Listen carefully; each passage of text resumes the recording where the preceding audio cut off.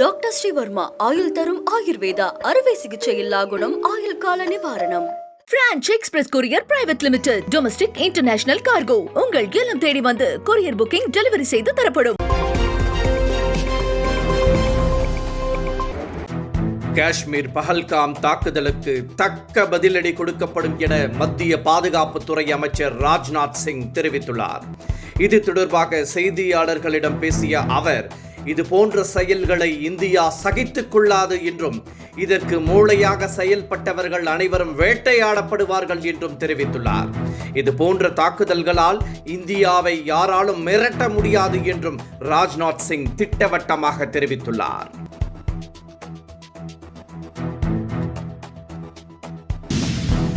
புத்தகங்கள் தான் புதிய உலகிற்கான திறவுகோல் என முதலமைச்சர் மு.க. ஸ்டாலின் தெரிவித்துள்ளார். உலக புத்தக தினத்தை முன்னிட்டு முதலமைச்சர் மு.க. ஸ்டாலின் வாழ்த்து தெரிவித்துள்ளார். இது தொடர்பாக அவர் தனது எக்ஸ் தள பதிவில், நாம் வாழ்ந்து பார்க்காத வாழ்க்கை, நாம் சந்திக்காத மனிதர்கள், நாம் பார்த்திராத காலம் என அனைத்தையும் நமக்கு அறிமுகப்படுத்தும் நல்ல நண்பன்தான் புத்தகங்கள் என கூறியுள்ளார். இதனால்தான் சென்னை, மதுரையை தொடர்ந்து கோவை, திருச்சியிலும் தந்தை பெரியார், பெருந்தலைவர் காமராஜ் பெயர்களில் மாபெரும் நூலகங்களை எழுப்பி வருகிறோம் என்றும், மாவட்டந்தோறும் புத்தக காட்சிகள், இலக்கிய திருவிழாக்கள், சொற்பொழிவுகள் என வாசிப்பு பழக்கத்தை தீவிரமாக நமது திராவிட மாடல் அரசின் சார்பில் ஊக்குவித்து வருகிறோம் என்றும் முதலமைச்சர் குறிப்பிட்டுள்ளார். புத்தகத்தில் உலகை படித்தால் அறிவு செழிக்கும், உலகத்தையே புத்தகமாய் படித்தால் அனுபவம் தடைக்கும் எனவும் முதலமைச்சர் மு.க. ஸ்டாலின் தெரிவித்துள்ளார். துணைவேந்தர்கள் மாநாடு தொடர்பாக ஆளுநர் மாளிகை மீண்டும் விளக்கம் அளித்துள்ளது. மசோதாக்கள் தொடர்பான வழக்கில் ஆளுநருக்கு எதிராக உச்சநீதிமன்றம் தீர்ப்பளித்துள்ளது. இந்த நிலையில் பல்கலைக்கழக வேந்தராக முதலமைச்சர் செயல்படுவார் என்ற மசோதா சட்டமாக்கப்பட்டு நடைமுறைக்கு வந்துள்ளது.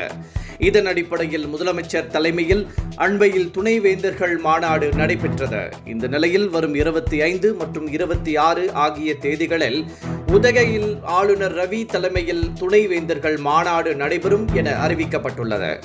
இந்த மாநாட்டிற்கு குடியரசு துணைத் தலைவர் ஜெகதீப் தன்கர் வருகை தர உள்ளார். ஆளுநரின் இந்த நடவடிக்கை சட்டத்தை மீறிய செயல் என விமர்சனங்கள் எழுந்துள்ளன. இந்த நிலையில் இது தொடர்பாக ஆளுநர் மாளிகை விளக்கம் அளித்துள்ளது. துணைவேந்தர்கள் மாநாடு தொடர்பாக தமிழக அரசுடன் அதிகார மோதல் இல்லை என்றும், இது சில மாதங்களுக்கு முன்பே தொடங்கிய நிகழ்வு என்றும் தெரிவிக்கப்பட்டுள்ளது. ஆளுநருக்கும் தமிழக அரசுக்கும் மோதல் என்ற செய்தியை ஊடகங்கள் பரப்பி வருவதாகவும், அதில் உண்மை இல்லை என்றும் ஆளுநர் மாளிகை தெரிவித்துள்ளது.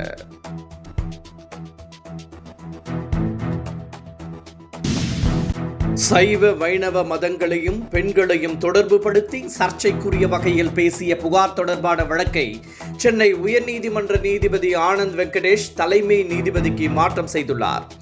சர்ச்சைக்குரிய பேச்சு தொடர்பாக நடவடிக்கை எடுத்த முதலமைச்சர் மு.க. ஸ்டாலின் பொன்முடி வகித்து வந்த திமுக துணை பொதுச் செயலாளர் பதவியில் இருந்து அவரை நீக்கினார். இந்த நிலையில் பொன்முடிக்கு எதிராக சென்னை உயர்நீதிமன்றத்தில் தொடரப்பட்ட வழக்கில் அவர் மீது வழக்கு பதிவு செய்து விசாரணை நடத்த வேண்டும் என நீதிபதி உத்தரவிட்டிருந்தார். இந்த வழக்கு இன்று மீண்டும் விசாரணைக்கு வந்தபோது இந்து மதத்தையும் பெண்களையும் இழிவுபடுத்தும் வகையில் பொன்முடியின் பேச்சு அமைந்துள்ளதாகவும், இதை யாராலும் ஏற்க முடியாது என்றும் நீதிபதி ஆனந்த் வெங்கடேஷ் தெரிவித்துள்ளார்.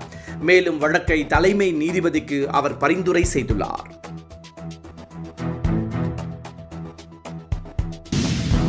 பஹல்காம் தாக்குதல் சம்பவத்திற்கு மத்திய அரசின் உளவுத்துறை தோல்வியே காரணம் என திருமாவளவன் குற்றம் சாட்டியுள்ளார். இதற்கு பொறுப்பேற்று மத்திய உள்துறை அமைச்சர் அமித்ஷா உடனடியாக பதவி விலக வேண்டும் என்றும் அவர் வலியுறுத்தியுள்ளார். ஜம்மு காஷ்மீர் விவகாரத்தில் பாஜக எடுத்த தவறான கொள்கைகளே இந்த விளைவுகளுக்கு காரணம் என்றும், இதையே அதை உருவாக்கியிருப்பதாகவும் திருமாவளவன் தெரிவித்துள்ளார்.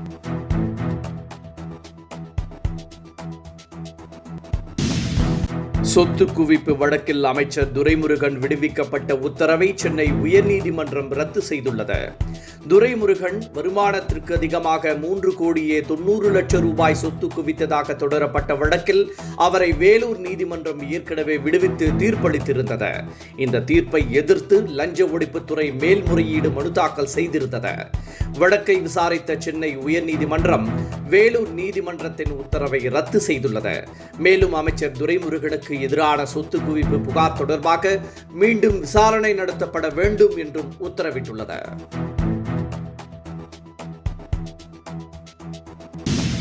வரும் 2026 சட்டமன்ற தேர்தலில் தனது பங்கு மிக மிக அதிகமாக இருக்கும் என சசிகலா திடீரென அறிவித்திருப்பது அதிமுக தொண்டர்கள் மத்தியில் பெரும் குழப்பத்தை ஏற்படுத்தியுள்ளது.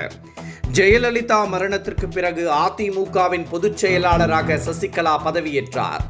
ஊழல் வழக்கில் அவர் சிறை சென்ற நிலையில் கட்சி EPS வசம் வந்தது. இந்த நிலையில் தொடக்கத்தில் இருந்து அரசியல் பேசி வந்த சசிகலா பின்னர் ஆன்மீக பயணம் மேற்கொண்டு தீவிர அரசியலை தவிர்த்தார். திடீரென மீண்டும் அவர் அரசியல் பேசியிருப்பது பரபரப்பை ஏற்படுத்தியுள்ளது. ஜெயலலிதா செய்ய நினைத்ததை தான் செய்து காட்டுவேன் என்றும் 2026 சட்டமன்ற தேர்தலில் தனது பங்கு மிக மிக அதிகமாக இருக்கும் என்றும் சசிகலா உறுதிபட தெரிவித்துள்ளார்.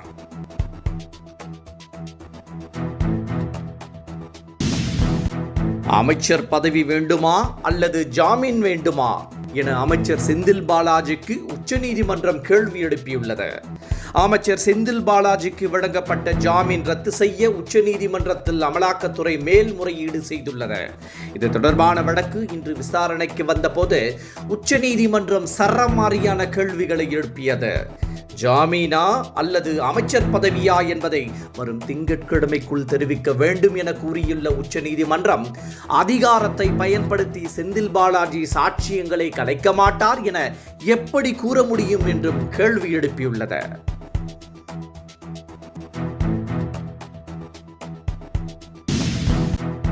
தங்கத்தின் விலை முன் எப்போதும் இல்லாத அளவிற்கு கடுமையாக உயர்ந்துள்ள நிலையில் அட்சய திருதியை தினத்திற்கு தங்கம் வாங்க முன்பதிவு செய்துள்ளவர்களின் எண்ணிக்கை கடுமையாக சரிந்துள்ளது.